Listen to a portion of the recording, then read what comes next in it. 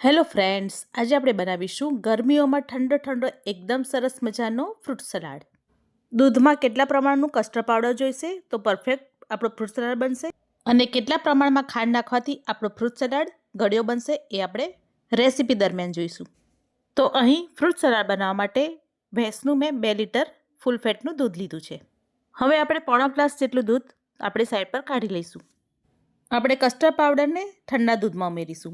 Custard પાવડરને હંમેશા ઠંડા દૂધમાં ઉમેરવાનો, જેથી તેના ગાંઠા ના પડે.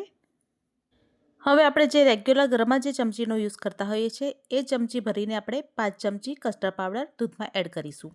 અહીં આપણે વેનીલા ફ્લેવરના કસ્ટર્ડ પાવડરનો ઉપયોગ કર્યો છે. હવે આપણે કસ્ટર્ડ પાવડરવાળા દૂધને સરસ હલાવીને મિક્સ કરી લઈશું.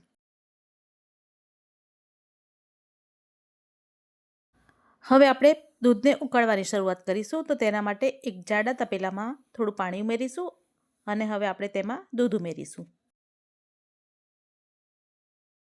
હવે આપણે દૂધને ઉકાળીશું. દૂધમાં ઉભરો આવવાની શરૂઆત થાય એ પ્રમાણેનું આપણે દૂધને ઉકાળીશું. દૂધને આપણે હલાવતા જઈશું અને ઉકાળતા જઈશું. તો અહીં ઉભરો આવે એ પ્રમાણેનું દૂધ ગરમ થઈ ગયું છે. હવે આપણે તેમાં ખાંડ એડ કરીશું. તો અહીં આપણે 2 લીટર દૂધ લીધું છે, તેની સામે આપણે 1 કપ ખાંડ ઉમેરીશું. 2 લીટર દૂધમાં 1 કપ ખાંડ નાખવાથી એકદમ પરફેક્ટ દૂધ ગળ્યું બને છે. હવે દૂધને આપણે સરસ રીતે હલાવતા જઈશું અને ઉકાળતા જઈશું. અને હવે આપણે દૂધમાં બધા મસાલા કરી લઈશું. 10 થી 12 તાતણા જેટલું કેસર ઉમેરીશું. 10 નંગ જેટલી ખાંડેલી ઇલાયચીનો પાવડર ઉમેરીશું. અને 15 નંગ જેટલી પલાળેલી બદામ, જેને મેં છોલી લીધી છે, તેની કતરણ આપણે ઉમેરીશું. ફ્રૂટ સલાડમાં પલાળેલી બદામને કતરણનો ટેસ્ટ ખૂબ જ સરસ આવતો હોય છે. ઘણા બધા ગુજરાતી ઘરોમાં આજે પણ ઉનાળામાં કોઈ મહેમાન આવે તો ફ્રૂટ સલાડ પીરસવામાં આવે છે.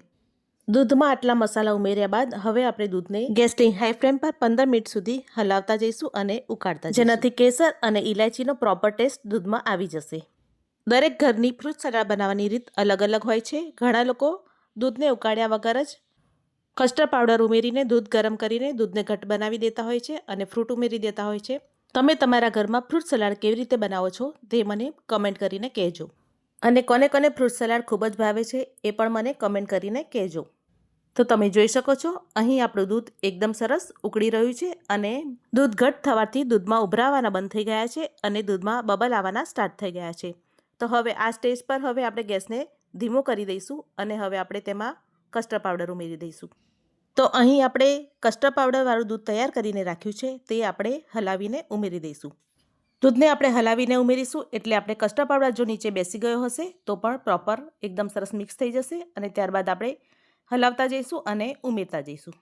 કસ્ટર્ડ પાવડર ઉમેરીને ગેસની ફ્લેમને હાઈ કરીને આપણે દૂધને સતત હલાવતા જઈશું અને 10 મિનિટ માટે તેને કૂક કરીશું.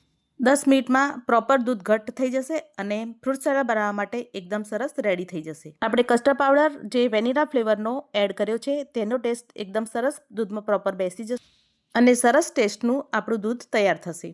તો અહીં તમે જોઈ શકો છો એકદમ સરસ પ્રોપર આપણું ઘટ્ટ દૂધ તૈયાર થઈ ગયું છે. હવે આ દૂધને આપણે ઠંડુ કરવા માટે સાઈડ પર રાખી દઈશું.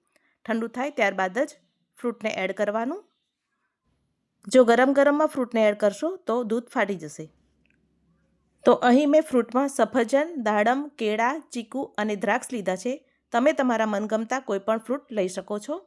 હવે આપણે તેને છાલ ઉતારીને ઝીણા ઝીણા સુધારી લઈશું. તો અહીં મેં ફ્રૂટમાંથી છાલ ઉતારી અને ઝીણા ઝીણા સુધારી લીધા છે. દાડમમાંથી દાણા કાઢી લીધા છે અને દ્રાક્ષ પણ ઝીણી ઝીણી સુધારી લીધી છે. આપણે 2 લીટર દૂધમાં 1 સફરજન, 2 કેળા, 3 ચીકુ, 1 દાડમ, 20 થી 25 નંગ લીલી દ્રાક્ષ લીધી છે. 2 લીટર દૂધમાં આટલું ફ્રૂટ ઇનફ છે. જો તમને વધારે પસંદ હોય તો તમે વધારે એડ કરી શકો છો. ઓછું પસંદ હોય તો ઓછું ફ્રૂટ એડ કરી શકો છો. તો હવે આપણે ફ્રૂટને દૂધમાં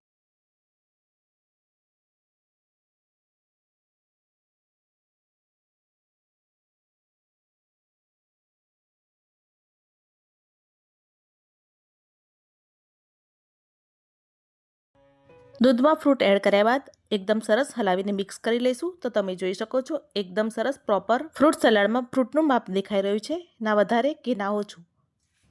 તો અહીં ફ્રૂટ સલાડ બનીને તૈયાર છે. તમે ઘરના સભ્યોને ઠંડુ ઠંડુ સર્વ કરજો. તો તમે એક વખત મારી રીત પ્રમાણે ફ્રૂટ સલાડ બનાવજો. તમને મારી રીત ચોક્કસથી પસંદ આવશે.